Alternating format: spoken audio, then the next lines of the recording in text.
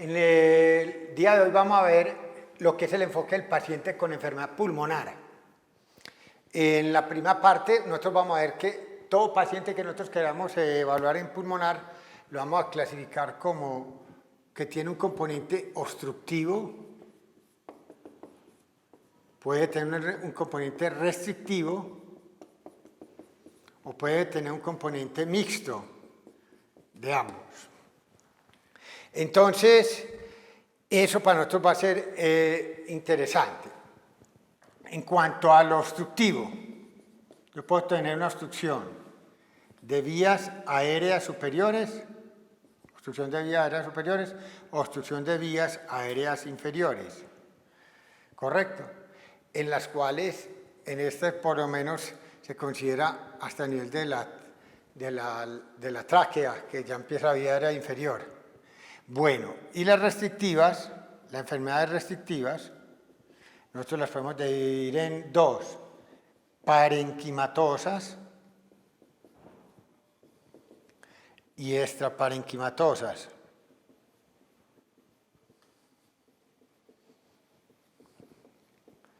Las extraparenquimatosas yo las puedo dividir en un doble componente: componente muscular, ¿correcto? O el problema ser de la pared del tórax como tal. Parenquimatosa se considera pues lo que afecta generalmente a los tabiques alveolares. Bueno, esta clasificación, que es general, va a tener que ser evaluada con unos test representativos aceptados a nivel internacional. Pero, por ejemplo, obstrucción de vías aéreas superiores, todo lo que incluya nasofaringe o orofaringe, todo lo que tenga que ver con vía aérea superior hasta el nivel de la laringe. De la tráquea para abajo ya empieza a considerarse una vía aérea inferior, como frecuentemente hay afectación en la bronquiolitis, en el asma, en la bronquitis crónica, en el enfisema. Las restrictivas de parénquima, la clásica que han descrito es la fibrosis pulmonar, en la que hay una inflamación con depósito de colágeno y deformación de los tabiques de los alvéolos, incluso algunos ahorcando totalmente la circulación y hasta destrozando los tabiques también en casos extremos. Pero es una enfermedad que el pulmón, en la gran mayoría de su depósito de colágeno, se va haciendo muy rígido y es muy difícil inflarlo.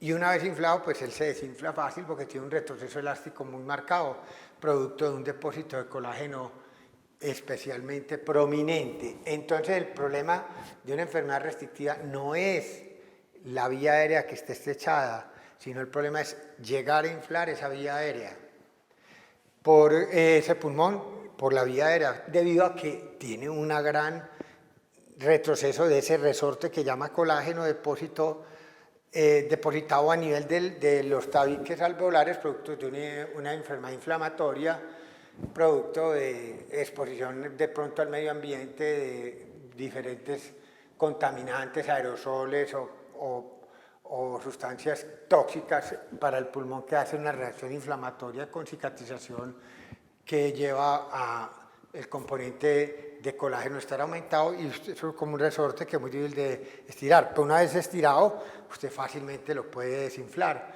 Si yo inflara el pulmón de una fibrosis pulmonar intersticial, lo mismo que el de uno normal, al mismo tamaño, el de la fibrosis intersticial le sacaría el aire mucho más rápido. Las extraparenquimatosas con compromiso muscular o de pared se clasifican a su vez en dos tipos: las que tienen compromiso netamente inspiratorio y las que tienen compromiso mixto, ¿correcto? Mixto es que generalmente, si es expiratorio, es porque ya tiene compromiso también inspiratorio, en el caso. Y las mixtas de este tercer tipo serían las que son mezclas de obstructivo-restrictivas, que pueden ser de cualquier tipo. Restringir, como su palabra dice, es dificultad para lograr un adecuado llenado de aire en los pulmones. En ninguna de estas restrictivas, el pulmón se infla fácilmente al volumen que uno quisiera compararlo con una persona normal. Es decir, el CPT no va a ser lo mismo que el de una persona normal, va a estar disminuido porque precisamente es una restrictiva que impide el buen llenado de aire. Bueno, entonces lo que nosotros nos preguntamos es cómo vamos a evaluar ese paciente pulmonar para decir si tiene prominentemente una enfermedad obstructiva, restrictiva o tiene un componente mixto. A nivel internacional, entonces uno se defiende, hay dos maneras de evaluar esto. Uno es por espirometría y otro es por medir las curvas flujo-volumen, las curvas, en las cuales uno tiene ciertos parámetros de medición. La espirometría usa tres parámetros claros a nivel internacional. Uno es la capacidad vital forzada, otro es el volumen expiratorio forzado en un segundo, y el otro es la relación o división entre volumen expiratorio forzado en un segundo sobre capacidad vital forzada. Hay un cuarto parámetro que lo utilizan, pero que no es a nivel internacional utilizado para clasificar al paciente, que es el flujo expiratorio forzado 25-75. En las curvas flujo-volumen, yo utilizo lo que llamamos flujo expiratorio forzado, lo llaman también PEF, flujo expiratorio pico, máximo, pues aquí tendríamos que ponerlo, flujo expiratorio forzado máximo, que es lo que llaman el PEF, y el flujo expiratorio forzado en el momento 25, flujo expiratorio forzado en el momento 50 y flujo expiratorio forzado 75. Estos son los parámetros que generalmente se utilizan. A pesar de esto que fue un desarrollo posterior a la espirometría, los parámetros que se utilizan para diagnosticar las enfermedades pulmonares obstructivas y restrictivas están con base a estos tres parámetros. Medir estos tres parámetros. ¿Cómo se miden? Dependiendo de la persona, uno va y simplemente va a hacer utilización de un aparatico que nosotros vamos a ver.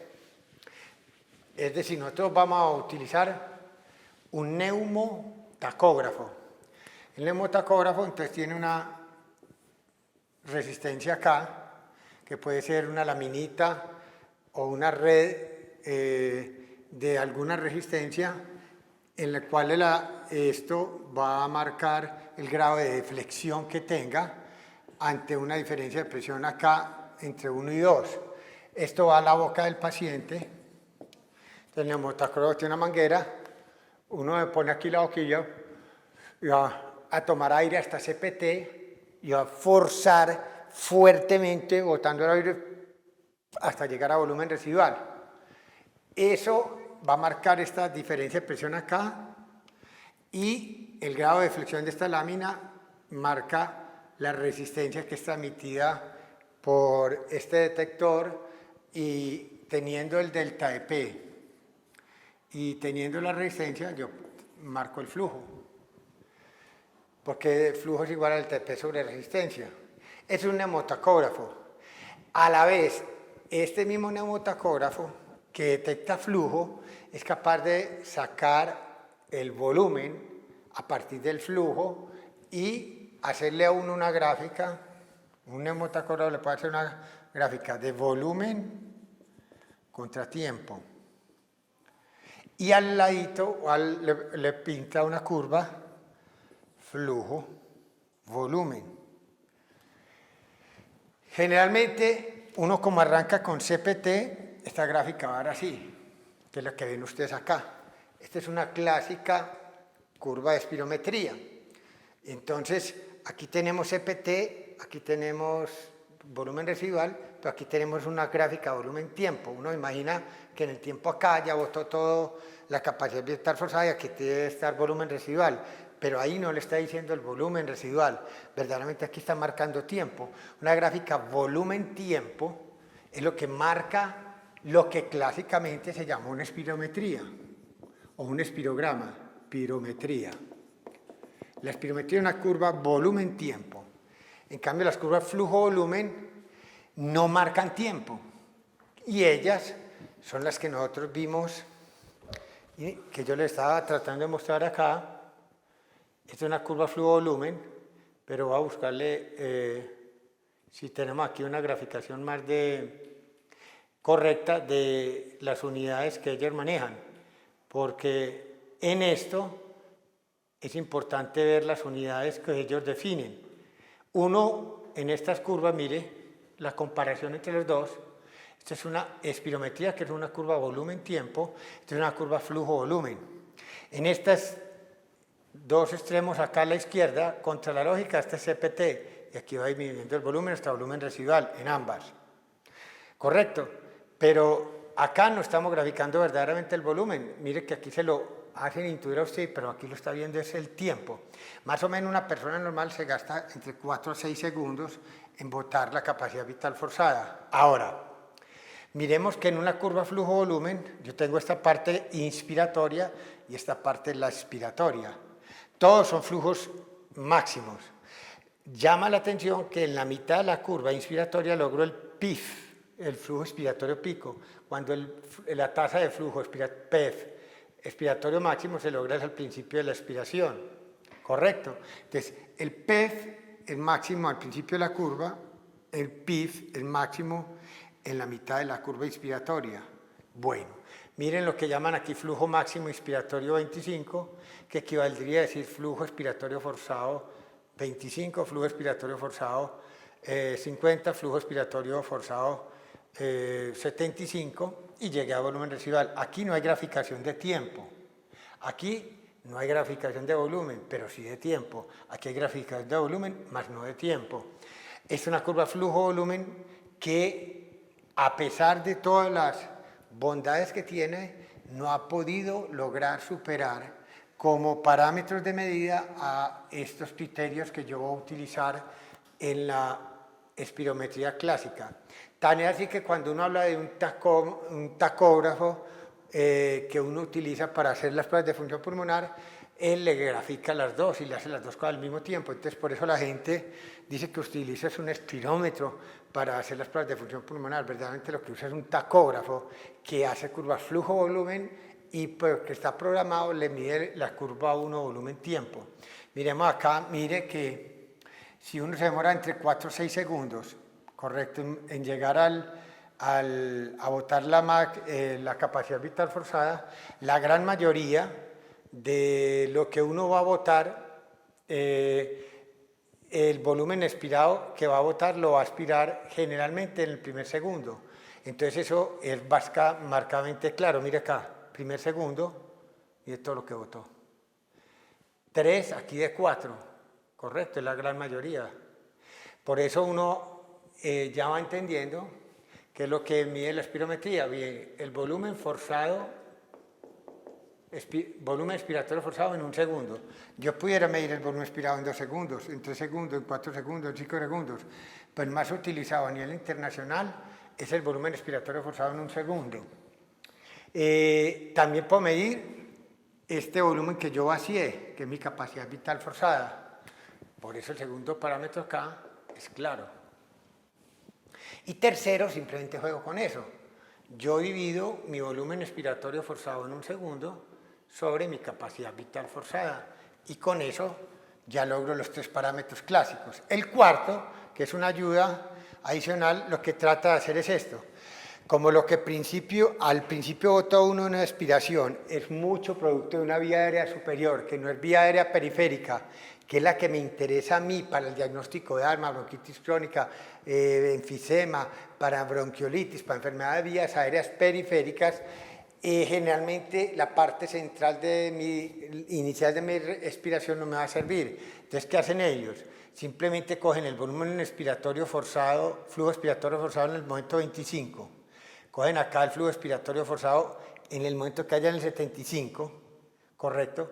Prolongan la señal aquí un segundo para que quede expresada por segundo. Están evitando el primer 25% y el final 25% de la maniobra y cogen un promedio entre el 25 y el 75% de la curva de expiratoria forzada y sacan lo que llaman el flujo expiratorio forzado entre el momento en que ya botó el 25%, pero hasta que llegue a botar el 75% de mi capacidad vital forzada, desechando la última parte de la curva, porque hay problemas con la colaboración del paciente. El paciente frecuentemente interrumpe y eso da lugar a malas lecturas o se duda y no saca bien el aire. Y el primer 25%, por lo que yo les dije, que generalmente es una parte de las vías aéreas que más reflejar vías aéreas de gran tamaño. En la siguiente sesión nosotros veremos entonces algo de la descripción complementaria de lo que son las curvas flujo-volumen.